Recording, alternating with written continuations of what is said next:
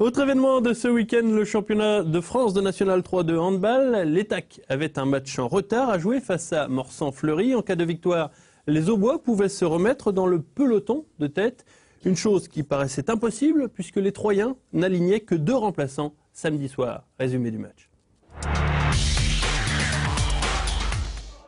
En menant de 5 buts à la 13e minute de la première mi-temps, l'Étac pensait bien s'être facilité la tâche face à une équipe du Morsan-Fleury à bout d'arguments.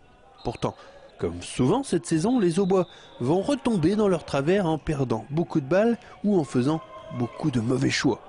En très peu de temps, les visiteurs ont refait leur retard et il faut une roucoulette de Diallo dans les dernières secondes pour permettre aux Troyens d'égaliser à la pause.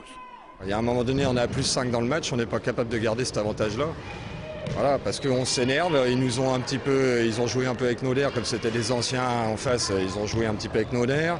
On perd un petit peu nos moyens, le temps qu'on revienne dans la partie, voilà, on a pris 2 buts dans le nez, et puis voilà, pour toute la soirée on court après, quoi. La seconde période confirmera toutefois les craintes entrevues en première mi-temps. Les joueurs de Christophe Guéry continuent de piétiner et laissent la direction du jeu aux banlieusards parisiens.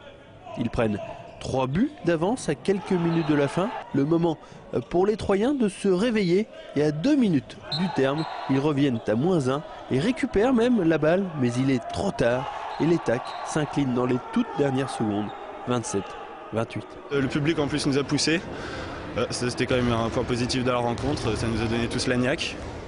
Et je pense que même sans eux, la défaite aurait été peut-être plus sévère. Même si l'équipe troyenne ne vise pas le haut de tableau plus particulièrement, l'Étac a manqué quand même une bonne occasion de se placer sur le podium.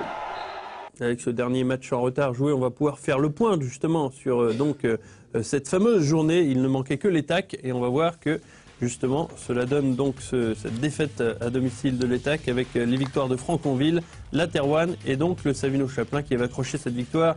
Donc il y a 2 semaines, au classement, c'est toujours la Terroine, largement leader devant Franconville.